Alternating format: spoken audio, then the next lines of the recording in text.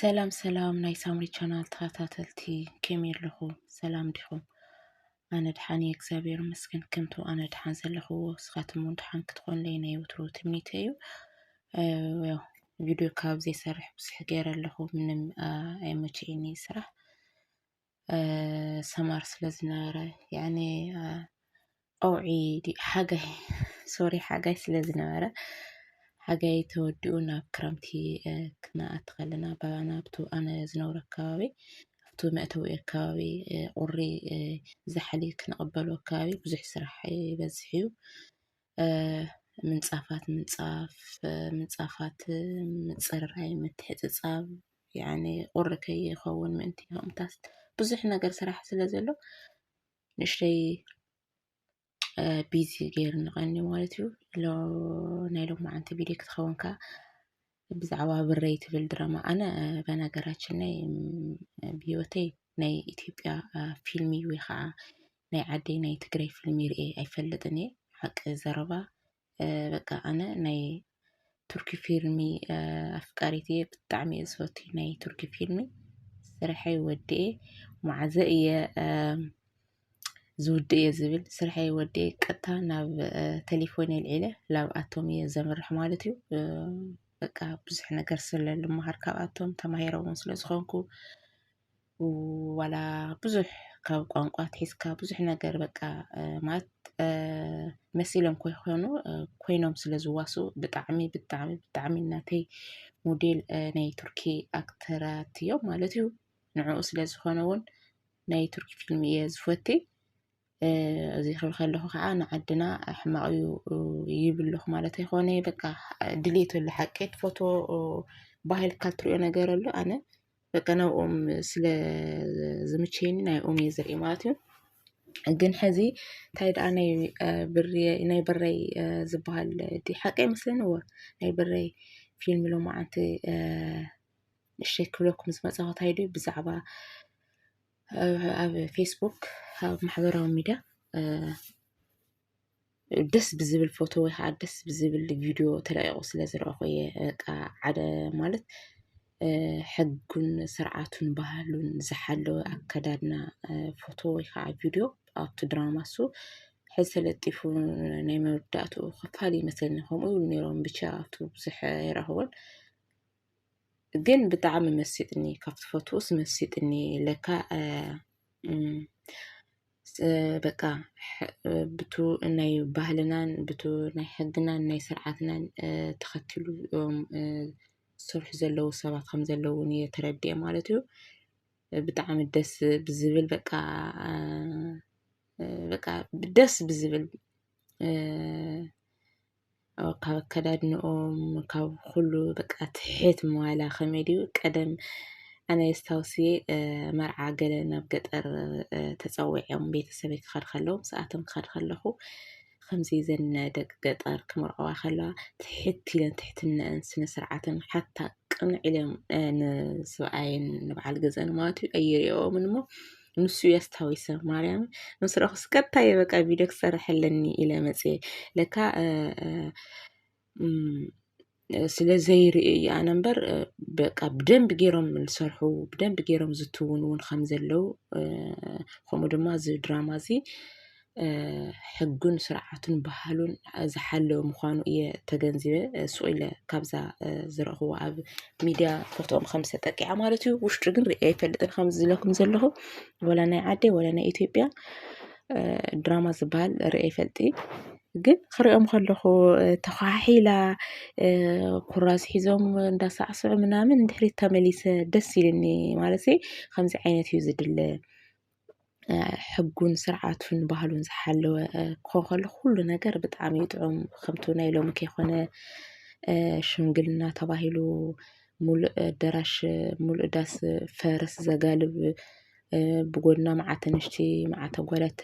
ቢለን ሆ እናተባሃለ ከይኮነ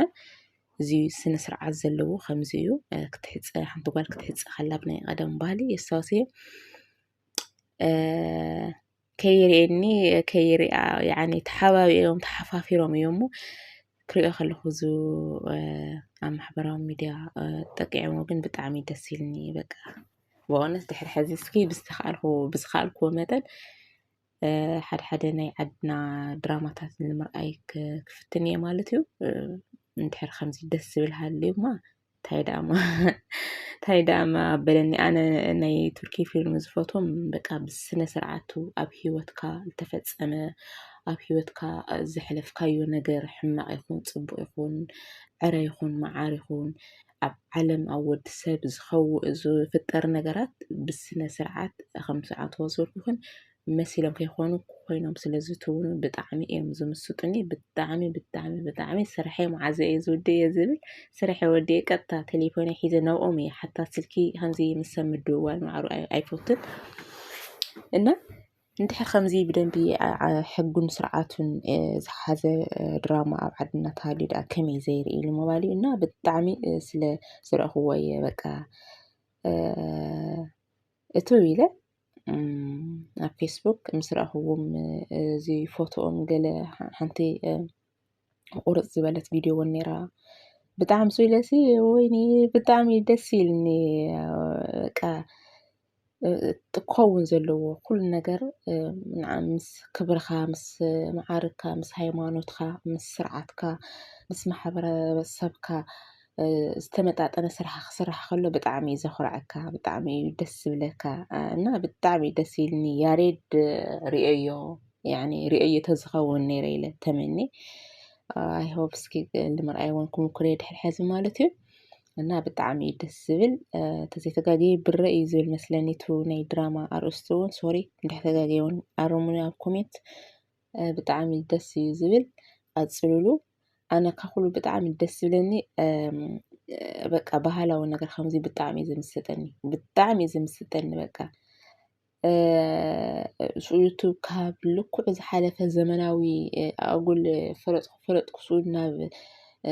ገድል ዘጽድፍ ነገር ኣይምስጠኒ ከምዚ ስርዓት ዝሓለወ ባህላዊ ነገር ክብሩ ዝሓለወ መልእኽቲ ዘለዎ ንህዝብን ንዓድን ንሃይማኖትን ክብሪ ዘለዎ ስራሕ ከሎ ብጣዕሚ ኣነ ናምበር 1 እየ ዘድንቕና ብጣዕሚ ደስ ይብልኒ ግን ብእውነት ድሕሪ ሕዚ ክሪኦ እየ በቃ እታ ጓል ተኻሒላ እቶም ሰባት ከኣቶም ዓርኪ መርዓውቲ እዮም ንብሃሉ ሻሽ ገለ ጠማጢሞም ምስ ረኸቡ ብጣዕሚ ደስ ይልኒ ዝኾነ በቃ ደስ ይልኒ ከምቲ ዝበልኩ ኸን መርዓ ገለ ስድራ ቤተሰብ ገለ ገጠር ክምርዓው ከሎ ይኸይድ እሞ ቆልዓ ኮይኑ ይኸይድ ምስ ሰደይ ወይ ከዓ ምስ ስድራይ ይርኢ ደስ ይብለካ ከምኡ እንታይ እዩ ዝበሃል ሸተታ ምናምን ድዩ ዝበሃል ገለ ይፃወቱ ይዋቅዑ ምናምን ስኡ የፅግዕ ኢለ ቁልጭልጭ ናበልኩ ይሪኦም የስታውስ እና ኣብ ገጠር ማለት ዋላ ሕዚ ኣሎ እዩ ኣኪድ ይህሉ እዩ እርግጠኛ እየ እና በቃ ከምዚ ክኸውን ክኽእል ኣለዎ ስራሕ ዓርስኻ ንዓኻ ዘኹርዕ በቃ ምስቱ ሕብረተሰብካ ዝስማዕማዕ ምስ ሃይማኖትካ ምስ ክብርካ ምስ ባህልካ ዝስማዕማዕ ስራሕ ክኸውን ከሎ ብጣዕሚ ደስ ዝብል ኣነ ኢለክን ርእዮ ይፈልጢ ምንም ዓይነት ፊልም ናይ ኢትዮጵያ ናይ ሓበሻ ርእዮ ይፈልጢ ግን ኣብ ላዕሊ ስኡ ኢለ ኣብ ከበር ምስ ረኸቡ እንዴት ልቤ ስንጥቕ ኢሉ በቃ ደስ ይብልኒ ዝኾነ ነገር ስምዒት ተሰሚዕኒ ዋ ፅቡቅ ፊልምታት እውን ኣለዱ ኣነ እቶም ሓደ ኣብ ኢትዮጵያ ከምዚ ድራማታት ከምዚ ዝተቆራረፀ ዝተቆራረፀ ኣይውድእ ግን ዝተቆራረፀ ክርኢ ከለኹ ቅጥዒ የብሉ ምንም ዓይነት ምንም ቅጥዒ የብሉና ለካ ኩሉ ነገር ብሓደ ከምዘይፍረድ እየ ተገንዝየ ማለት እዩ እና ቀፅሉሉ ብጣዕሚ ደስ ዝብል እዩ ኣነ ድሕሪ ሕዚ ከዓ ንምርኣይ ክሙክር እየ ማለት እዩ ንምርኣይ ክሙክር እየ እና ቀፅሉ ብጣዕሚ ደስ ዝብል እዩ ነይሩ